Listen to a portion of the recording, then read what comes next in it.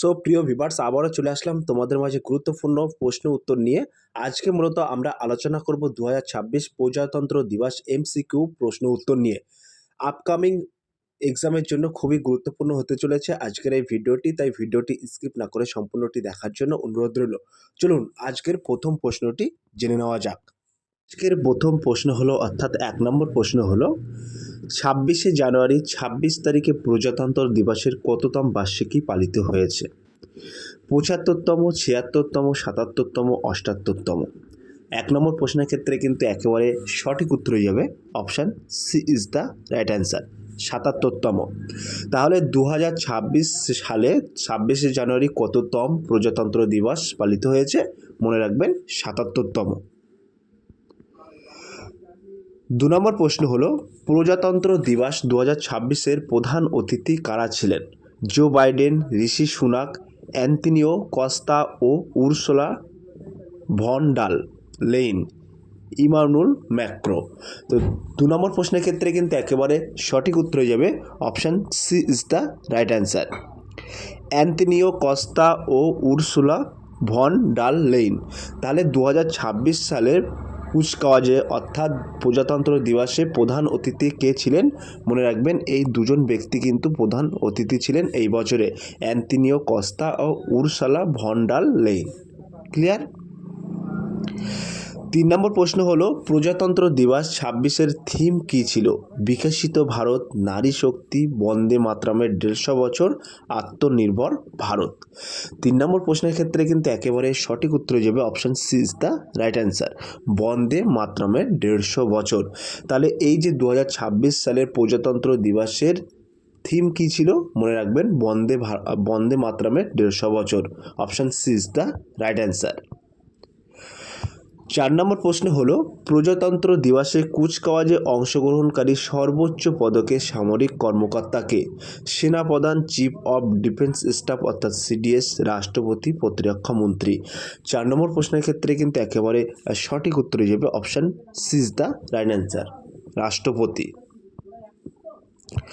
5 নম্বর প্রশ্ন হলো, 2026 সালে প্রজাতন্ত্র দিবসের কুচকাওয়াজ কোথায় অনুষ্ঠিত হয়েছে? লালকেল্লা, ইন্ডিয়া গেট, কর্তব্য পথ, রাষ্ট্রপতি ভবন। 5 নম্বর প্রশ্নের ক্ষেত্রে কিন্তু একেবারে সঠিক উত্তর যাবে option C is the right answer, কর্তব্য পথ। তাহলে 2026 সালে প্রজাতন্ত্র দিবসের কুচকাওয়াজের কোথায় অনুষ্ঠিত হয়েছে? মনে রাখবেন কর্তব্য পথ। আগে ছিল রাজপথ, এখন হয়েছে সেটি কর্তব্য পথ রূপে। ক্লিয়ার? 6 নম্বর প্রশ্ন হলো, 26শে জানুয়ারি তারিখে কেন প্রজাতন্ত্র দিবস পালন করা হয়? ভেরি মোস্ট ইম্পর্টেন্ট প্রশ্ন। দেশ স্বাধীন হয়েছিল, সংবিধান গৃহীত হয়েছিল, সংবিধান কার্যকর হয়েছিল, গান্ধীজির জন্মদিন। 6 নম্বর প্রশ্নের ক্ষেত্রে কিন্তু একেবারে সঠিক উত্তর যাবে option C is the right answer, সংবিধান কার্যকর হয়েছিল। তো এই দিনটিতে কিন্তু সংবিধান কার্যকর হয়েছিল, তার কারণে কিন্তু 26শে জানুয়ারি প্রজাতন্ত্র দিবস হিসেবে পালন করা হয়। ক্লিয়ার? 7 নম্বর প্রশ্ন হলো, সংবিধান কার্যকরের জন্য 26শে জানুয়ারির দিনটি বেছে নেওয়ার কারণ কি?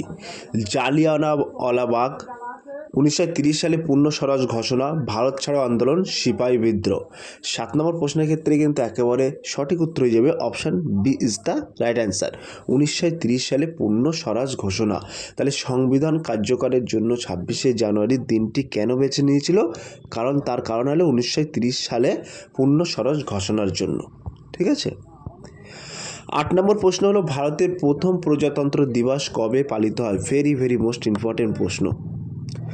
15ই আগস্ট 1947, 26শে নভেম্বর 1949, 26শে জানুয়ারি 1950, 26শে জানুয়ারি 1952। তাহলে 8 নম্বর প্রশ্নের ক্ষেত্রে কিন্তু সঠিক উত্তর হয়ে যাবে option C is the right answer, 26শে জানুয়ারি 1950। 9 নম্বর প্রশ্ন হলো, প্রজাতন্ত্র দিবসে প্রধান অতিথি কী ছিল? অর্থাৎ প্রজাতন্ত্র দিবসে 1950 সালে প্রধান অতিথি কে ছিলেন? রানী Elizabeth, Barack Obama, Sukanya, Nelson Mandela. 9 নম্বর প্রশ্নের ক্ষেত্রে কিন্তু একেবারে সঠিক উত্তর হয়ে যাবে option C is the right answer, Sukanya. তাহলে প্রজাতন্ত্র দিবসে ভারতবর্ষে প্রথম প্রজাতন্ত্র দিবসে 1950 সালে প্রধান অতিথি কে ছিলেন? মনে রাখবেন সুকন্যা। 10 নম্বর প্রশ্ন হলো ভারতীয় সংবিধান তৈরি করতে মোট কত সময় লেগেছিল? 2 বছর 11 মাস 18 দিন, 2 বছর 10 মাস, 3 বছর 1 মাস, 1 বছর 11 মাস। 10 নম্বর প্রশ্নের ক্ষেত্রে সঠিক উত্তর যাবে option A is the right answer. 2 বছর 11 মাস 18 দিন। তাহলে ভারতীয় সংবিধান তৈরি করতে মোট কত সময় লেগেছিল? মনে রাখবেন 2 বছর 11 মাস 18 দিন সময় লেগেছিল। ক্লিয়ার? 11 নম্বর প্রশ্ন হলো, তার আগে ছোট্ট একটি অ্যানাউন্স, আমাদের ডেসক্রিপশন বক্সে হোয়াটসঅ্যাপ গ্রুপ লিঙ্ক এবং টেলিগ্রাম গ্রুপ লিঙ্ক দেওয়া আছে। যদি কেউ যুক্ত হতে চান ওই লিঙ্কে সরাসরি ক্লিক করে যুক্ত হতে পারেন। 11 নম্বর প্রশ্ন হলো ভারতীয় সংবিধানের জনক বা স্থাপিত কাকে বলা হয়? মহাত্মা গান্ধী, জওহরলাল নেহরু, ডক্টর ভীমরাও আম্বেদকর, সর্দার প্যাটেল।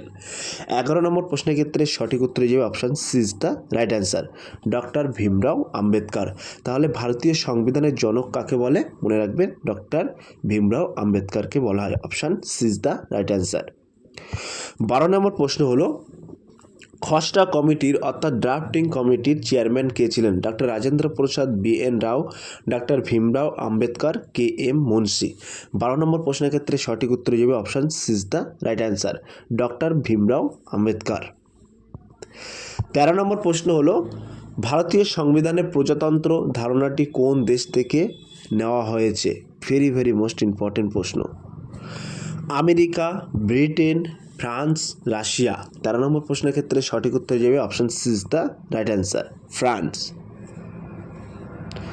14 নম্বর প্রশ্ন হলো প্রতি বছর সংবিধান দিবস কবে পালিত হয়? 26শে জানুয়ারি, 15ই আগস্ট, 26শে নভেম্বর, 2 অক্টোবর অর্থাৎ 2রা অক্টোবর।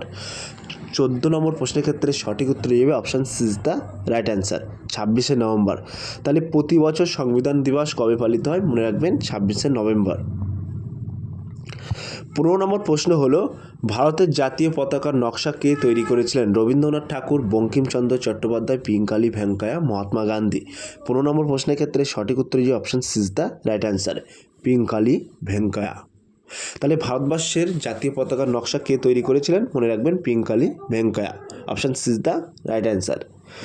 16 নম্বর প্রশ্ন হলো গণপরিষদ কবে ভারতীয় জাতীয় পতাকাকে গ্রহণ করে? 15ই আগস্ট 1947, 22শে জুলাই 1947, 26শে জানুয়ারি 1950, 2রা অক্টোবর 1947।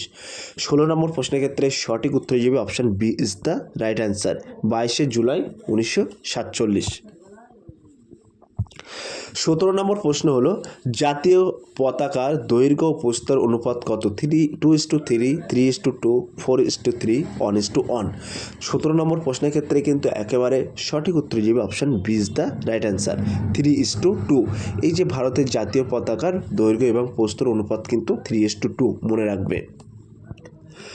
18 নম্বর প্রশ্ন হলো অশোক চক্রে কতটি স্পোক বা দণ্ড থাকে? 20টি, 22টি, 24টি, 25টি। এটা তোমরা সবাই জানো। 18 নম্বর প্রশ্নের ক্ষেত্রে সঠিক উত্তর যাবে option C is the right answer, 24টি। 19 নম্বর প্রশ্ন হলো জাতীয় পতাকার অশোক চক্রটি কোথা থেকে নেওয়া হয়েছে? খুবই গুরুত্বপূর্ণ প্রশ্ন।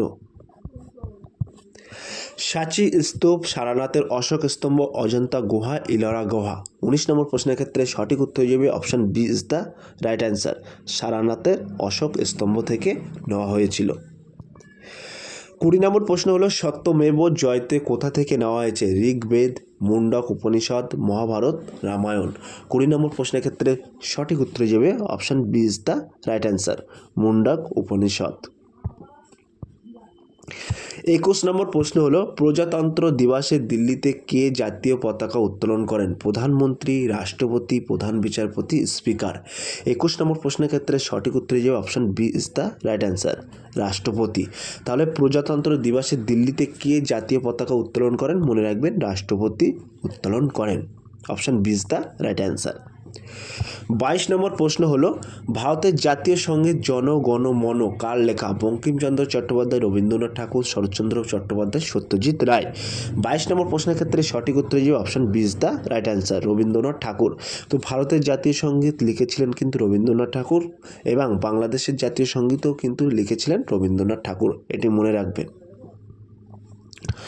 23 নম্বর প্রশ্ন হলো বন্দে মাতরম কোন উপন্যাস থেকে নেওয়া হয়েছে? গোরা, আনন্দমাঠ, বিষবৃক্ষ, দেবদাস। 23 নম্বর প্রশ্নের ক্ষেত্রে সঠিক উত্তর যাবে option B is the right answer, Anandamath. 24 নম্বর প্রশ্ন হলো তোমরা আমাকে রক্ত দাও আমি তোমাদের স্বাধীনতা দেব উক্তিটি কার? মহাত্মা গান্ধী, জওহরলাল নেহরু, সুভাষচন্দ্র বসু, ভগৎ সিং। 24 নম্বর প্রশ্নের ক্ষেত্রে কিন্তু সঠিক উত্তর যে option C is the right answer, Subhashchandra Bose. এই সুভাষচন্দ্র বসু কিন্তু আজাদ হিন্দ ফোর্সের সর্বাধিনায়ক ছিলেন, মনে রাখবেন। 25 নম্বর প্রশ্ন হলো ভারতের সর্বোচ্চ নাগরিক সম্মান কোনটি? পরমবীর চক্র, পদ্মভূষণ, ভারতরত্ন, জ্ঞানপীঠ। 25 নম্বর প্রশ্নের ক্ষেত্রে সঠিক উত্তর হিসেবে option C is the right answer, Bharat Ratna. তাহলে ভারতের সর্বোচ্চ নাগরিক সম্মান, সিভিলিয়ান নাগরিক সম্মান কোনটি? মনে রাখবেন ভারতরত্ন। ঠিক আছে। আর ফৌজদের অর্থাৎ সেনাবাহিনীর সর্বোচ্চ সম্মান হচ্ছে পরমবীর চক্র, মনে রাখবেন। 26 নম্বর প্রশ্ন হলো 21 তপধ্বনির গুরুত্ব কী? যুদ্ধ ঘোষণা, রাষ্ট্রপ্রধানকে সম্মান জানানো, শহীদের স্মরণ, উৎসব শুরু। 26 নম্বর প্রশ্নের ক্ষেত্রে সঠিক উত্তর হিসেবে option B is the right answer, রাষ্ট্রপ্রধানকে সম্মান জানানো। 27 নম্বর প্রশ্ন হলো ব্রিটিং ট্রিট অনুষ্ঠানের তাৎপর্য কী? যুদ্ধের সমাপ্তি, প্রজাতন্ত্র দিবস সমাপ্তি, শহীদের সম্মান, উপরের সবকটি। 27 নম্বর প্রশ্নের ক্ষেত্রে সঠিক উত্তর হিসেবে option B is the right answer, প্রজাতন্ত্র দিবস সমাপ্তি। 28 নম্বর প্রশ্ন হলো সংবিধান কার্যকর হওয়ার আগে ভারতের কোন আইন শাসন চলত? চ্যাটার অ্যাক্ট 1833, খুবই গুরুত্বপূর্ণ প্রশ্ন। ভারত সরকার আইন 1935, রাওলাট আইন, স্বাধীনতা আইন 1947। তাহলে 28 নম্বর প্রশ্নের ক্ষেত্রে সঠিক উত্তর হিসেবে option B is the right answer, Bharat সরকার আইন 1935। তাহলে এই যে সংবিধান কার্যকর হওয়ার আগে ভারতে কোন আইন শাসন চলতো? মনে রাখবেন ভারত সরকার আইন 1935, এই আইনটি চলতো। ক্লিয়ার? 29 নম্বর প্রশ্ন হলো প্রজাতন্ত্র দিবস উদযাপন 24শে জানুয়ারির পরিবর্তে কবে শুরু হয়? কবে থেকে শুরু হয়? অর্থাৎ প্রজাতন্ত্র দিবস উদযাপন 24শে জানুয়ারির পরিবর্তে কবে থেকে শুরু হয়? 21শে জানুয়ারি, 23শে জানুয়ারি, 22শে জানুয়ারি, 25শে জানুয়ারি।